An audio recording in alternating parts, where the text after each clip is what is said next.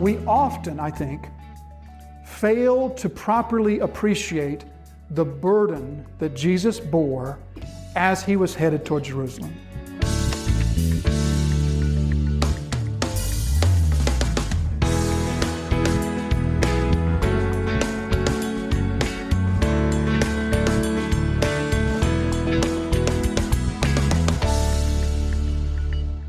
Second Corinthians chapter 3, and we all with unveiled face, beholding the glory of the Lord, are, here it is, being transformed into the same image from one degree of glory to another.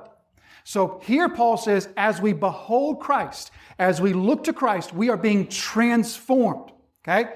So that word speaks of an outward change that's not a change in nature or in essence. So why does Paul use that word? Paul uses that word because that is the precise word that he wants to use to describe an exterior change, not a soul change or an essence change. You see, the word metamorphosis is never used to describe conversion. The word metamorphosis is never used to describe salvation, because salvation is a change of essence, is a change of nature, it is a change of character. Instead, the word metamorphosis is used to describe sanctification. The inner has been changed. The nature has been changed with conversion. It is the outer that Paul is now speaking of. That's what's being transformed into the image of Christ as we behold him. And so that's why Paul uses the perfect word here. But that also shines some light, no pun intended, that shines some light into the passage before us. Because Mark is describing, and Matthew as well, he's describing the change that takes place in Jesus as this metamorphosis. He didn't change in his essence or in his nature or in his character or who he is. He instead undergoes this radical, dramatic, outward, visible change. You see, God, the Son, completely God, completely man, fully God, fully human. We are deficient in our thinking of God the Son when we think of him as God disguised as a person, God wearing skin. That's a wholly deficient view of the Son of God. Jesus, the second person of the Trinity, fully God and fully man, before the resurrection, outwardly, one nature is visible. God chooses that prior to the resurrection, the outward appearance of Jesus would be the outward appearance of his human nature only.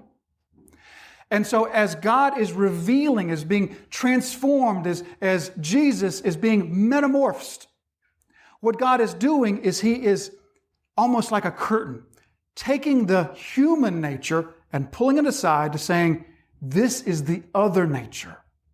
This is the other reality about my Son.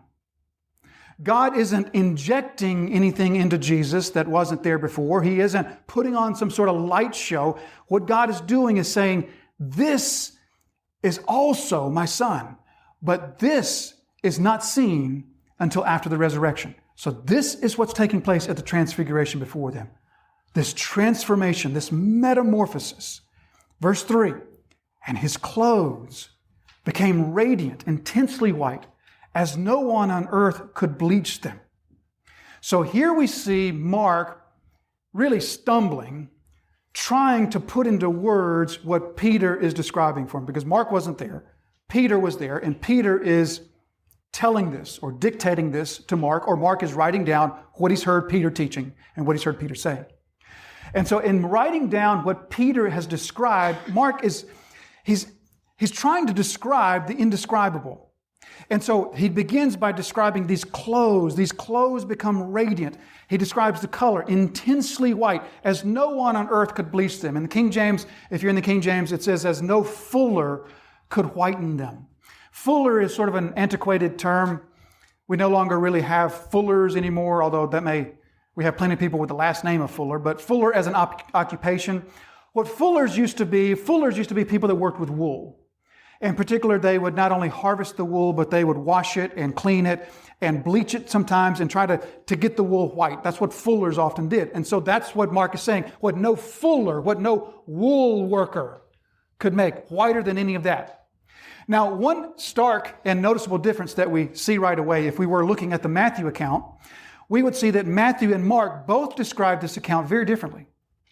Mark focuses on the clothes. He says the clothes were intensely white, whiter than any fuller could make them.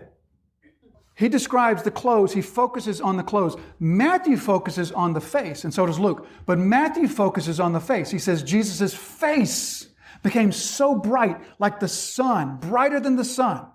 So what's to describe the difference here? Do we have a contradiction? They're both describing the same event, supposedly, right? What we see here is not evidence for a contradiction in the Scripture. Actually, what we see is evidence for the reliability. Because what these men are both doing is they are struggling to describe the supernatural in natural words.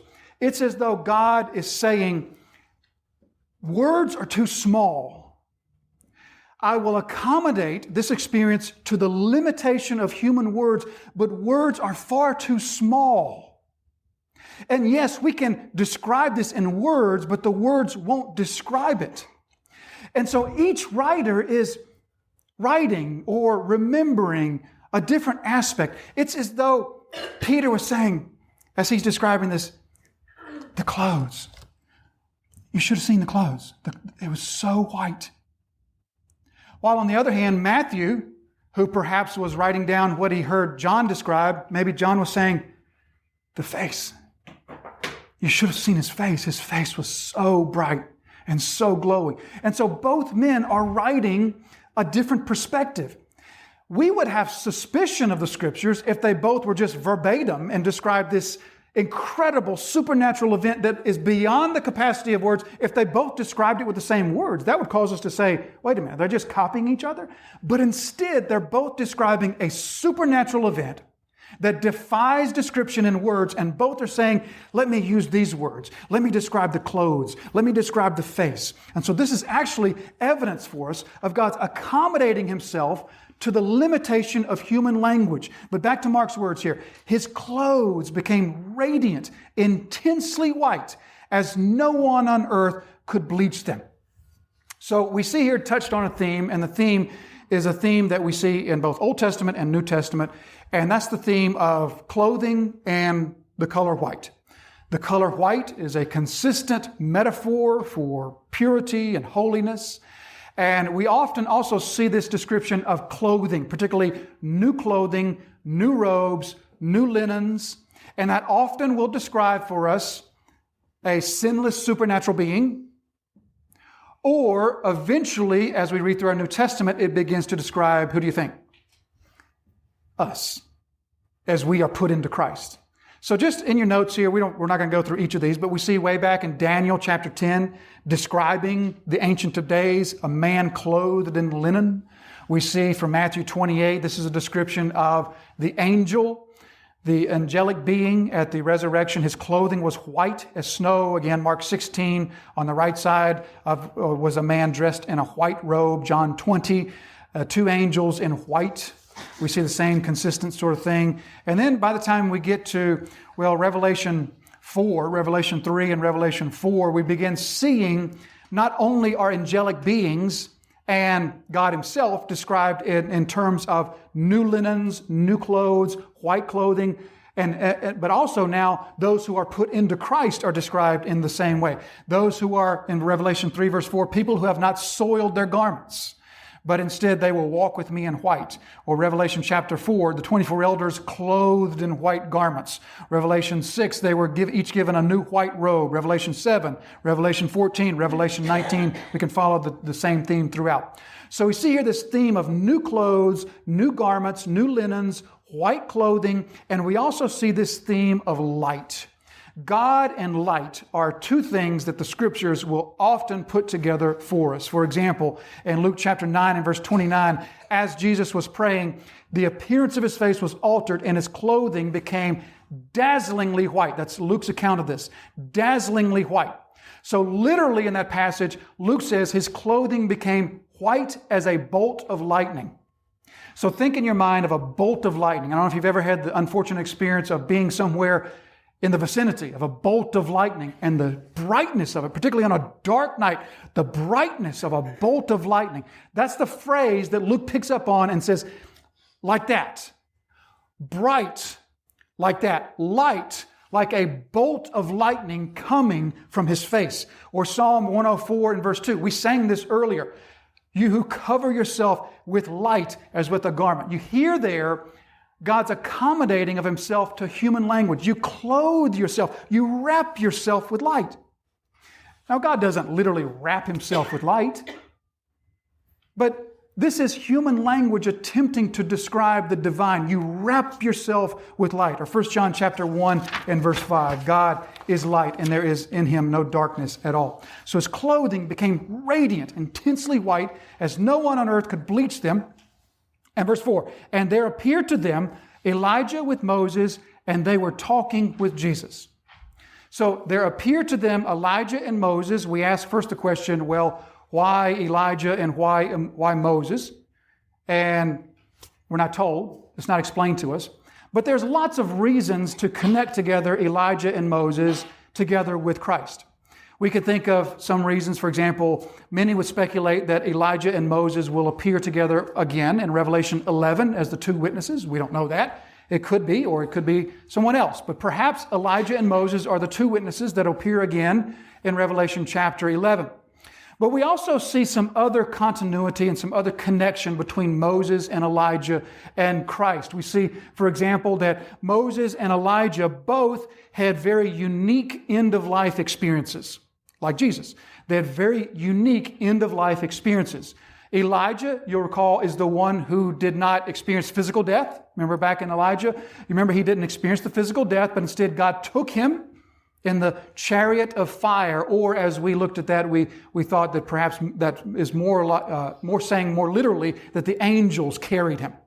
So we see that Elijah was one of two people that did not experience physical death. Moses, on the other hand, did experience physical death, but Moses is the only person that God buried. Remember that story in Deuteronomy where Moses dies and God buries him in a place where no one knows where that was. So very unusual end-of-life experiences. Also, we might make a connection between Moses and Elijah, and many have made this connection, but they would say that Moses represents the law and Elijah represents the prophets. So that connection is easy to make. Moses as the lawgiver, Mount Sinai, the tablets and all that. But then also Elijah as the representative of the prophets. And you might remember when we studied Elijah, how we talked about the fact that Elijah was not the first person to serve as a prophet, but he was the first person to be a prophet. That there were those before Elijah who said prophetic things, who acted in prophetic ways, but no one was a prophet until Elijah. And you remember the whole prophet school that Elijah established? So Elijah serves for us as sort of the premier office of the prophet. And so some would say, well, here's Moses and here's Elijah together with Jesus, and what they represent is the law and the prophets and how all the law and all the prophets are here to attest to Jesus. And that makes sense, and that may possibly be what Mark has in mind as he's writing this for us. But there's another connection. I think this is probably the most likely connection, although in reality it may be some of all of this. But I think probably the most likely connection is that both Moses and Elijah both have very strong connections with a theophany on a mountain. Remember what theophany means. Theophany is a revealing of God, where God reveals himself to people. And so Moses and Elijah both have very strong and repeated experiences of God's theophany on a mountain. Remember, of course, Moses, the bush episode, Moses once again in Exodus 19, Moses once again Exodus 24, Moses once again Exodus 34. All the mountains and the clouds and the trumpets and the mountains quaking and shaking and all that. We also think of Elijah and Elijah's experience with mountains, Mount Carmel, and the dramatic display of God on Mount Carmel as the sacrifices were consumed. But we also think later on to Elijah's period when he was running from Jezebel and the 3 times that the Son of God comes to him on the mountain. So both of them are associated closely with a mountain and a revealing of God. And what's this passage? a mountain and a revealing of God. So perhaps that's the connection. We don't know. Ultimately, it doesn't matter because what matters are simply two things. Two things that we're going to notice about Elijah and Moses today, and this will be as far as we make it today. We'll pick back up with Moses and Elijah next week and continue on. But the things to notice about Elijah and Moses today simply are this. Number one, the topic of conversation, and number two, their role. Those are the only two things we need to see in Elijah and Moses. Number one, the topic of conversation. So Mark tells us that Moses and Elijah are talking with Jesus. But Mark doesn't tell us what they're talking about. So fortunately, God has given to us Luke's account, because in Luke chapter 9, Luke tells us the topic that Moses and Elijah were talking to Jesus about.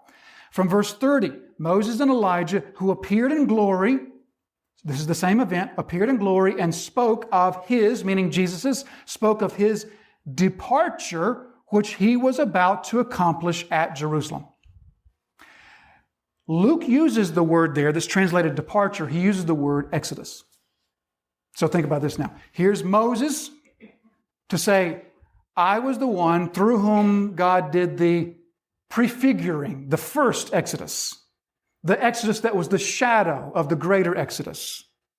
But we want to talk about your exodus. We want to talk about your departure. So what are they talking about? They're talking about his death. They're talking about his coming suffering and his coming death. Precisely what Peter didn't want to talk about. You remember? From just a couple of verses ago. This is precisely what Peter doesn't want to talk about that. Who do men say that I am? Who do you say that I am? You're the Christ. You are the Christ. Blessed are you, Simon Bar-Jonah, for flesh and blood has not revealed this to you, but my Father in heaven has revealed this to you. And I say to you, you are Peter, and upon this rock I'll build my church, and the gates of Hades will not prevail against my church. And now let me begin to tell you about my suffering. Let me begin to tell you how the Son of Man is going to be treated. Let me begin to tell you how the Christ will be tortured and turned over to the Gentiles and mocked and executed. No, Jesus. No, have mercy. We're not going to talk about those sorts of things. We're not going there, Jesus. 7 days later, that's what Elijah and Moses want to talk about. We want to talk about your departure. We want to talk about this suffering. We want to talk about your sacrifice, your vicarious sacrifice on the cross. We'll circle back to that in just a minute. So the first thing is their topic of conversation. The second thing is their role. So don't let it be missed that Elijah and Moses are there, they appear, and then they're gone. And that's a big point. They are not there to stay, despite what Peter's going to say. We'll get to that next week. They're not there to stay. They are there to testify. This is the Christ. He is here now to suffer. This is what we want to talk about, and now we're gone. They're here and they fade. They are here as affirmation, as representation to say the law and the prophets point to Him. And our job is to point to Him and now leave.